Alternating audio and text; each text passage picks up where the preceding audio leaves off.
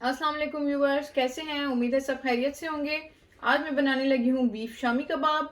बहुत ही आसान और सिंपल रेसिपी है, बहुत ही जल्दी तैयार हो जाते हैं। तो चलते हैं इंग्रेडिएंट्स की तरफ।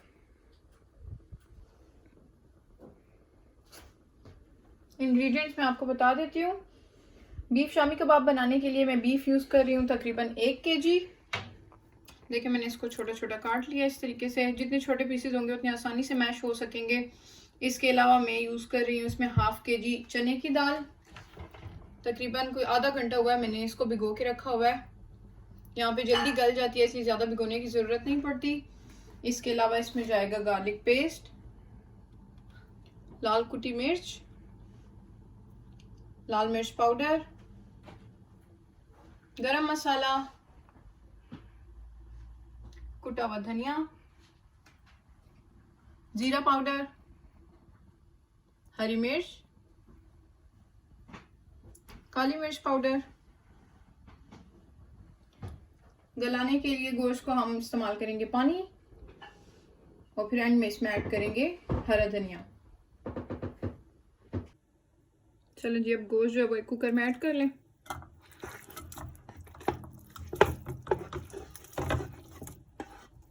साथ ही इसमें सारे मसाले भी ऐड कर दें।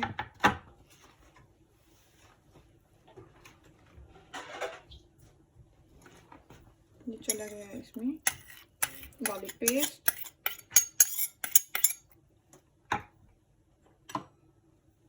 Chilli flakes, red chili powder, garam masala, grounded coriander, black pepper powder, jeera powder. हरी मिर्चें भी मैं इसमें ऐसे ऐड कर दूंगी ताकि इनका अर्क निकल जाए। और एंड पे पानी।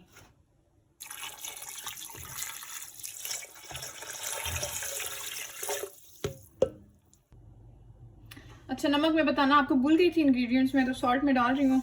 सॉल्ट टू टेस्ट आप यूज करें।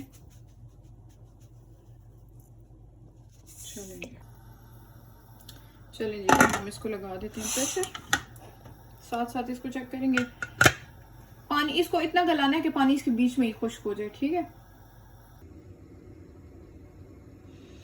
अच्छा जी, जितनी देर में गोश्त हमारा गलता है उतनी देर में हम साथ ही दाल को भी गला लेते हैं। मैंने इसका पानी निथार लिया है। अब इसको कुकर में डाल देते हैं कि ये भी गल जाए।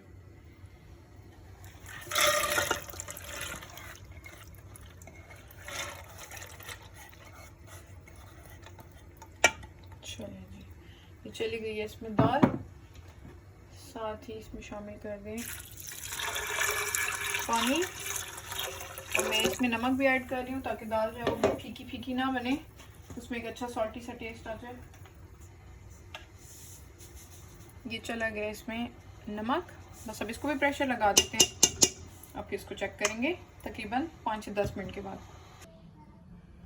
अच्छा जी, ये देखें 15 मिनट के बाद मैंने दाल वाला जो कुकर है वो देखा था, तो वो देखें दाल हो गई है, गल गई है। तो मैंने इसको निकाल दिया है, इसको बाउल में डाल दिया। अब इसको हम मैश कर लेते हैं। दूसरी तरफ गोश्त जो था उसको मैंने 20 मिनट के बाद चेक किया तो गोश्त साफ था, अभी उसमें पानी भी था, तो मैंने उसको दोबारा प्रेशर के लिए लगा दिया। तो दाल को हम पहले से ग्राइंड करके रख लेते हैं जितनी देर में हमारा गोश्त तैयार होता है। तो मैं इसको इस तरीके से लंगरी में कर रही हूँ। गली हुई है कि आसानी से मैश हो जाएगी। बेहतरीन तरीका ये है कि जब ये गल जाए और गरम गरम हो तो साथ ही इसको मैश कर लें। बड़ी आसानी से ये हो जाती है मैश। अगर इसको छोड़ दें, इसको हवा लग जाए तो फिर सख्त हो जाती है, फिर थोड़ा मुश्किल होता है इसको ग्राइंड करना। ये देखें जी, गोश्त गल गया। मैंने इसको बार बार चेक किया है, और जब तक गोश्त गले नहीं था मैं इसको प्रेशर लगाती रही। मैंने और एक्स्ट्रा पानी इसमें ऐड नहीं किया, तो ये उसी पानी में गला है। अब देखें हल्का सा पानी इसमें रह गया, ये पानी हम इसमें खुश्क करेंगे। साथ ही बस इसको मैश भी कर लेंगे। दूसरी तरफ मैंने दाल भी कर ली है ग्राइंड। ये देख लें, आपको मैं बता देती हूँ। बस अब मैं पानी के सूखने का वेट कर रही हूँ। हल्का सा पानी और सूख जाएगा तो फिर इसको मैं ग्राइंड कर लूँगी। बहुत ज़्यादा भी खुश्क नहीं करना, लेकिन बस इतना हो के تھوڑی سی بیچ میں نمی ہو. پانی سوکھ گیا آلموسٹ. بس دیکھیں میں اس کو چمچ کے ساتھ ہی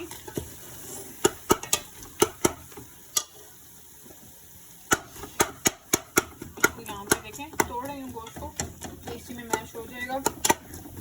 آپ کو کسی بلینڈر کسی گرائنڈر کی ضرورت نہیں پڑے گی کیونکہ گوشت بہت اچھے سے گل گیا تو آسانی سے ٹوٹ جائے گا.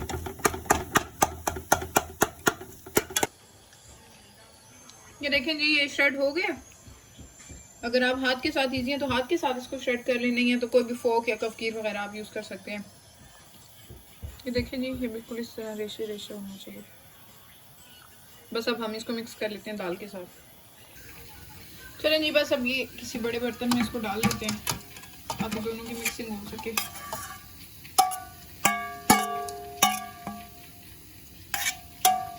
یہ چلا گیا گوشت, اس میں شامل کر لیتے ہیں دال بھی.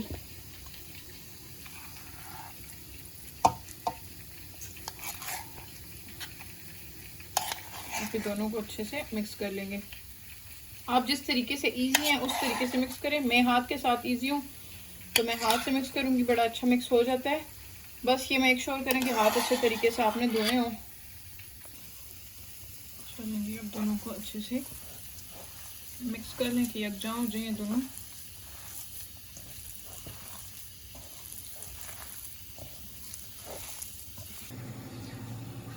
یہ دیکھیں کتنا اچھا مکس ہو گیا.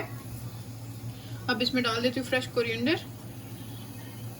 بہت اچھا ٹیسٹ دیتا ہے یہ. پھر اس کے ساتھ مکس کر کے ہم بنا لیں گے کباب. بیٹر جو وہ سارا اچھے سے مکس ہو گیا, بس اب کباب بنا لیتے ہیں. جتنے سائز کا آپ کو کباب چاہیے اتنی کوانٹٹی اٹھائیں. اچھے سے ایک گول سا بال بنا لیں اور پھر اس کو ایسے ہتھیلی میں پریس کریں. کوشش کریں کہ وہ سائڈیں جو ہے اس کی ان کو ساتھ ساتھ گول کرتے رہیں. اگر اس میں کریکس ہوں گے تو پھر کباب آپ کا ٹوٹے گا.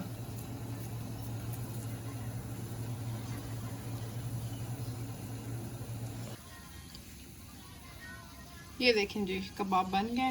میں نے اس سائز کا کباب بنایا, نہ بہت بڑا ہے نہ بہت چھوٹا ہے. بس اسی طریقے سے سارے بیٹر کے کباب بنا کے میں رکھ لوں گی. آپ اس کو فریز بھی کر سکتے ہیں, یہ خراب نہیں ہوتے. اور پھر جب آپ کا دل چاہے آپ نکال کے فرائی کر لیں. یہ دیکھیں جی کباب بن گئے ہیں سارے. تقریباً جو اندازہ میں نے آپ کو بتایا اس سے آپ کے 25 سے 30 کباب بن جائیں گے. تو اگر آپ ابھی کھانا چاہتے ہیں تو ابھی فرائی کر کے ان کو کھا سکتے ہیں, نہیں ہے تو آپ ان کو اسٹور کر سکتے ہیں, فریزر میں ان کو رکھ دیں اور پھر جب آپ کا دل چاہے ان کو نکالیں اور فرائی کریں. انشاءاللہ ایک بار پھر حاضر ہوں گے ایک نئی ویڈیو کے ساتھ. اس وقت تک کے لیے اپنا اپنے دوستوں رشتہ داروں کا خاص خیال رکھیں. خوش رہیں, خوشیاں بانٹیں. دنیا میں سب سے بڑی یہی بات ہے. ہمیں اپنی دعاؤں میں یاد رکھیے گا. اللہ حافظ.